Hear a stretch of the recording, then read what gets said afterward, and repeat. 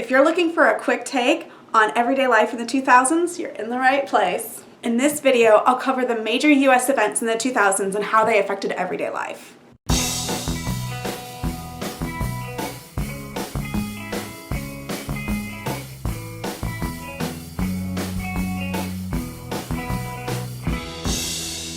Hi everybody, if this is your first time watching, I'm Crystal and I make videos about the lives of moms through the decades. Today I'm going to cover the 2000s. So, in the 2000s, there was so much change, it kind of makes your head spin. There were so many things that were unthinkable that suddenly were reality. We started off the decade with the election of 2000 where the Supreme Court decided the outcome of the election. Do you remember that? It was insane. Nobody ever thought that that would happen. Then, talk about things you never thought would happen. In 2001, obviously, we have 9/11, and it was a day for so many of us. We just felt it was unreal. Like we were in a movie or something. It was horrifying and shocking, and just, you never thought it would happen. 2003, we invaded Iraq. Never did find those WMDs. In 2004, Facebook was founded. Also, there was the first legal gay marriage in the United States. Bunch of, things people never thought would happen, happening. Oh yeah, 2005, Hurricane Katrina pretty much destroyed an entire major US city. There were bodies floating in the streets.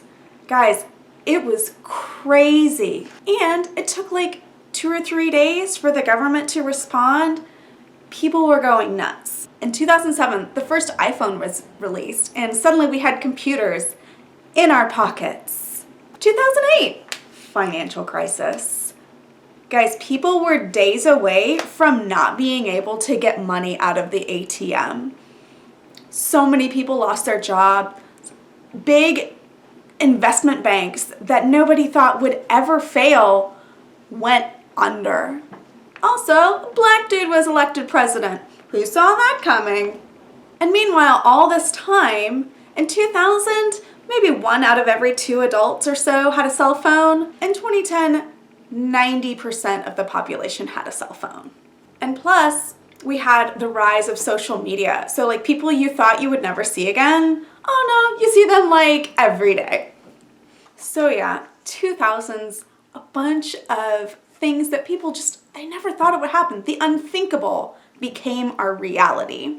Now, I try to focus on the life of moms, so we're going to go through a bunch of aspects of everyday life, looking at it through the perspective of a mom. So, let's talk about fashion, what you would wear. Now, I covered a lot of this in my video about going to the thrift store to shop for 2000s fashions, which I'll link right here for you. We had the velour tracksuit, juicy, from Mean Girls, when Amy Poehler is bringing out the drinks in her pink velour tracksuit. We had the little bitty tiny armpit purses, and everybody was showing their midriff, and it was also the longest midriff you've ever seen in your life. It was right under your bra line to right above your private parts. And all the celebrities, of course, had these really flat midriffs. There was a lot of midriff going on. I remember really, really wanting a belly ring, but feeling like I didn't have a skinny enough midriff to pull it off, so I never did get one. I definitely rocked the trend of the wide leg, the flare jean with the really thick, it was 1.5 inches hem at the bottom. And it would drag the floor and get all raggedy. That was me. And you also had the sunglasses that were rimless, but they were tinted lenses. So you'd have blue or pink or whatever, and little rhinestones. It was a whole thing. Entertainment. What were people watching on TV? What were they listening to? What were they seeing on movies? So in 2000, Survivor premieres. First reality show ever. And of course, the rest of the decade is just all reality shows all the time. Movies were going big blockbuster. They wanted everybody to come see the movies. Well, the TV shows, because so many people had cable, they were niching down so that they would only appeal for a large part of them to like a very specific audience. We also had the rise of the anti-hero. Think Breaking Bad, The Sopranos, Nurse Jackie, really complex characters. So music in the 2000s, so much club music, so much. Hip-hop blew up. It was a money-making machine. And even the pop stars, like remember when Justin Timberlake went solo? He wasn't doing boy band type songs anymore. He was doing rapping and hip hop in his songs because even the pop stars realized like we have to have hip hop in our songs for them to be popular. Hip hop was just dominated the charts. A little secret for you, down below in the description, I have a link to a YouTube playlist for you that is all of the songs that hit #1 in the 2000s, all put on a nice playlist for you to relive the magic. Food, what was everybody eating? In the 2000s, I remember watching a lot of Food Network, like a ridiculous amount. I loved Rachel Ray and Alton Brown, and can we talk about Nigella Lawson? Oh my God. All women wanted to be her, like all men wanted her. Like she was so sexy and indulgent and also girl next door. She had it all. She's still around. She still has it all. Loved watching her on TV. I feel like I learned a lot just watching Food Network, and my cooking game amped up a lot. Maybe you did too. But in the 90s, we had seen like the rise of the celebrity chef, and then 2000s, like celebrity chefs are everywhere and they're on your cable news network, just having a blast. The big story in the 2000s is communication. So like I said earlier, in 2000s, the numbers work out to about 1 in every 2 adults had a cell phone. By the end of the decade, 90% of the total population has a cell phone. And at first they were like the little phones like this with like the little bitty antenna. And you remember for the longest time you had to like press the buttons. Like if you wanted to do an A, you would press 1. If you wanted to do a C, you would press 1 3 times. And you had to wait for the A to appear to then do the C. And I got pretty good at it so that where I could just like not look at it and just do it by feel. But yeah, so we had those phones. Then we had the flip phones. Remember when the Razor phones came out? They were so cool. They looked like something from the future. And of course, in 2007, the first iPhone, 2008, the first Android phone, and then everybody's got computers in their pockets. Let's also talk about the rise of social media. In the early 2000s, we had like, Friendster and MySpace with your top 8 friends, and there could be all this drama about who was in your top 8. Facebook was founded in 2004, initially restricted to people who were in school or had alumni email addresses, and then later they opened it up to everybody. But with social media, we have this like rise in this culture of instant gratification. And also like feeling like you're connecting with people, but you're not actually connecting with them. And of course that we still deal with today. A lot more people read newspapers and watched the nightly news than they do now. And also I just want to point out that Google was a new thing in the early 2000s. It was a new thing, and by the end of the decade, we were using it as a verb. Change so fast, it'll make your head spin.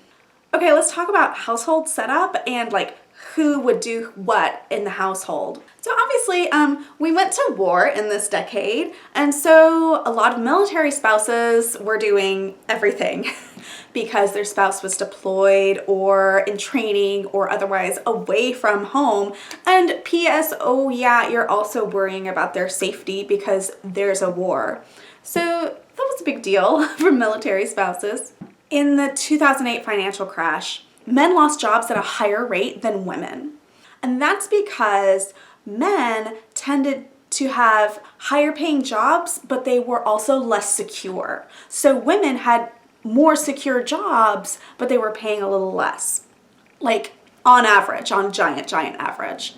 And so moms might be the breadwinner for a while if they weren't already, because of course by this time most middle-class families have a 2-income household. You kind of spread the risk around when you have 2 people bringing in an income instead of just one, right? So a lot of women ended up being the income safety net for their families after the 2008 crash. I want to touch on government pretty briefly because it had a huge impact on people's everyday lives in the 2000s. First of all, the first responders on 9/11. We had our armed forces going to war and the war on terror. And can we talk for a second about how everybody was telling us to like go buy things and go about your normal lives because otherwise the terrorists win. Keep buying because otherwise the terrorists win. I always thought that was very strange. I'm sure I'm not the only one, but I was like, really? Is this what our culture values? This is how we win? Is by spending money? It always struck me as very strange. There was the deregulation that allowed the subprime mortgage crisis to happen that led to the 2008 crash. And then there was TARP, the Troubled Asset Relief Program, which was a humongous loan to all these banks that was incredibly unpopular. People were like, they lived by the free market, let them die by the free market, which I agree with that sentiment very much. But there's a lot of people that say, you know what, if TARP hadn't happened, it would have been a global meltdown and people wouldn't have been able to get money out of the bank. So any way you slice it, government had a huge impact on people's everyday lives. I want to pull it back together with a quick discussion of values and how they affected people's everyday lives in the 2000s. Right after 9/11, everybody flew an American flag. And it's really sad that it took that to bring us all together. But for a brief few weeks, we were all one. For a little bit of time, we were all Americans and we supported each other. And if you remember that time, this is going to be a crazy year. It's a presidential election year. I want to encourage you that when things get crazy and you want to yell at people, try to take 1 second and remember those few weeks, if you can, where we were all together and we had just come under attack and we were all supporting one another. I wish we could have that kind of unity just a little bit here in 2020.